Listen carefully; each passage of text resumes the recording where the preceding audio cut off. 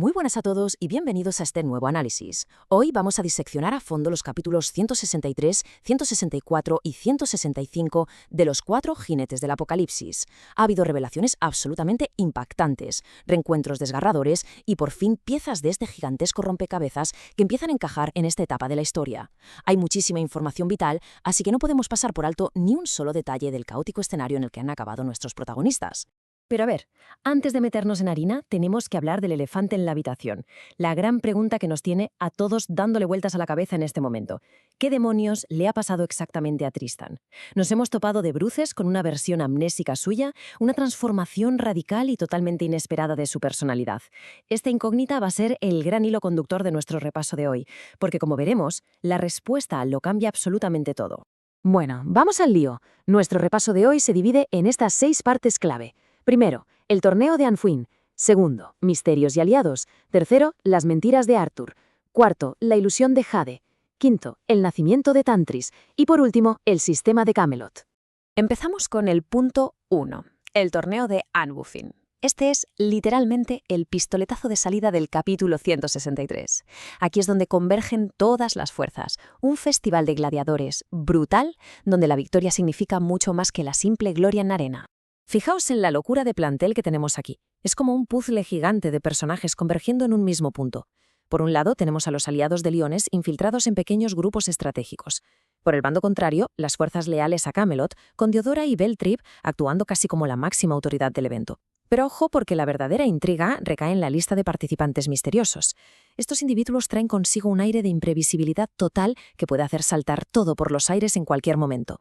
Y hablando de sorpresas, los rediseños visuales tras el salto temporal son una auténtica maravilla. Un detalle brillante es que Isolde ya no lleva el lazo de Tristan en el pelo, sino que lo lleva atado en el brazo, casi como una especie de promesa o recordatorio constante hasta que logren reencontrarse. Luego tenemos a Chion, que se nos muestra muchísimo más curtido. Lleva un arma nueva, tiene una cicatriz reciente en la cara y, sorprendentemente, pide disculpas a Anne. Esto es crucial porque nos dice a gritos, sin usar apenas palabras, que ha habido un desarrollo personal inmenso fuera de cámara durante estos años. Pasamos al punto 2, misterios y aliados. Porque claro, con semejante abanico de personajes en la arena, esto se convierte en una bomba de relojería llena de infiltrados. A medida que avanza la trama, vemos cómo todas estas piezas se van colocando en el tablero y la comunidad de fans está que arde con las teorías. De entrada, vemos a Vos interactuando directamente con Peliot. Luego, hay rumores fortísimos, respaldados por el capítulo extra del volumen 18, de que Gowther está literalmente disfrazado justo al lado de Beltrep, aprovechando un encantamiento para pasar totalmente desapercibido. Y la teoría sobre Vos es alucinante. Si miramos las leyendas artúricas originales, todo apunta a que Vos podría ser familiar de Lancelot. ¿Podríamos estar hablando del nieto de Girago? Y por si fuera poco, tenemos a Griamore, que ha sido arrastrado a la fuerza a Camelot y se perfila como ese ansiado 16º participante que cerraría el cupo del torneo. Lo que nos lleva al punto número 3, las mentiras de Arthur. Mientras nuestros héroes se esconden a plena vista en las altas esferas, la manipulación política está alcanzando niveles realmente siniestros. Aquí es donde vemos la mente fría y calculadora del rey Arthur en todo su esplendor. Diodora no ha entrado a este torneo por casualidad. Arthur le ha vendido la gran mentira de que si gana, podrá recuperar los recuerdos borrados de su padre, Ironside. Pero a nosotros no nos engaña. Sabemos perfectamente que a Arthur le interesa mantener a Ironside como un peón ciego y totalmente leal. Así que en realidad, el único objetivo de Arthur aquí es utilizar la desesperación de Diodora para plantar en él un odio visceral y absoluto contra los 4 jinetes. Y lo peor de todo es que a Arthur le da exactamente igual si el chico acaba perdiendo la vida en el proceso. Es una jugada cruel y tremendamente maquiavélica. Venga, seguimos con el punto 4, la ilusión de Jade. Y preparaos porque toda esta crueldad del reino nos sirve en bandeja el clímax emocional del capítulo 165. Vamos a ver cómo se ha ido construyendo toda esta tragedia en la línea temporal. A través de un flashback, descubrimos cómo el grupo llegó inicialmente a Camelot.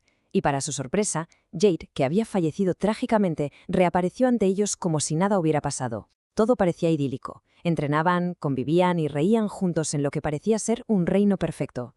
Pero la burbuja explotó en el instante en que Isolde le pidió a Jade que dijera aquellas palabras que nunca pudo pronunciar en el pasado. Y claro, una simple pregunta bastó para romper el espejismo. El falso Hate, cubierto de lágrimas y totalmente desesperado, confesó que no recordaba nada de su pasado y empezó a desvanecerse en el aire mientras pronunciaba los nombres de sus amigos. Esta cita de la comunidad lo resume a la perfección. Ver morir a Hate por segunda vez ha sido un golpe tan devastador que tiene todo el sentido del mundo que la mente de Tristan se haya fracturado por completo. Al romperse la ilusión, el suelo literalmente desapareció bajo sus pies, creando un gigantesco sumidero que los absorbió directamente hacia el caldero de Annunfin. Así llegamos a la sección 5, el nacimiento de Tantris, porque es precisamente esta caída al abismo lo que detona el misterio principal de estos capítulos. Pensadlo un momento. Tras caer al caldero simplemente por dudar de la ilusión que les ofrecía Camelot, Isolde y Xion consiguieron encontrarse casi de inmediato. Pero ¿cuánto tardaron en dar con su capitán? Un año entero de angustia, buscando desesperadamente en las asfixiantes profundidades de Anfim. Y la guinda del pastel. Cuando por fin dan con él, resulta que ya no es Tristan. Es, bueno, Tantris. Hemos pasado de tener a un líder sumamente noble que vivía en una lucha constante para controlar su herencia demoníaca a encontrarnos con un chico amnésico con una personalidad totalmente distinta y motivaciones que son un misterio. Muchos en la comunidad debaten si simplemente se dio un golpe en la cabeza al caer o si el inmenso trauma psicológico de revivir la pérdida de Jade provocó que su mente creara este borrón y cuenta nueva para protegerse a sí mismo y a los demás de su lado más oscuro. Sea magia o pura supervivencia mental, el nacimiento de Tantris llega en el momento más crítico posible. Y cerramos con el punto 6, el sistema de Camelot. Para entender por qué las consecuencias de dudar son tan letales, tenemos que analizar la verdadera maquinaria que hace funcionar a este reino. Así que el punto crucial aquí es este. Olvidaos de la idea de que Camelot es una especie de paraíso mágico utópico. Su funcionamiento real pone los pelos de punta. Mientras sus habitantes creen en él de forma ciega y absoluta, el sistema les concede cualquier deseo, pero lo hace arrancando literalmente trozos de energía, vida y tierra del resto de Britania. Y en el instante en que alguien muestra la más mínima duda, exactamente lo que le pasó a Isolde con la ilusión de Jade, el sistema lo identifica como una amenaza y lo expulsa de forma violenta al caldero. Es que esta la comida que ingieren allí es una ilusión manifestada por un deseo. Estamos hablando de una hermosa jaula de oro donde hacer preguntas se castiga con el exilio o la muerte. Con las cartas sobre la mesa, la verdad es que el panorama es brutal.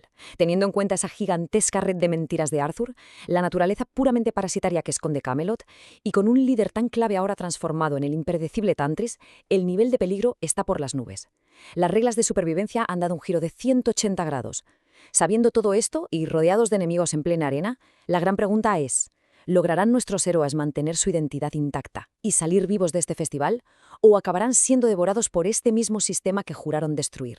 Me da a mí que los próximos capítulos van a ser de infarto.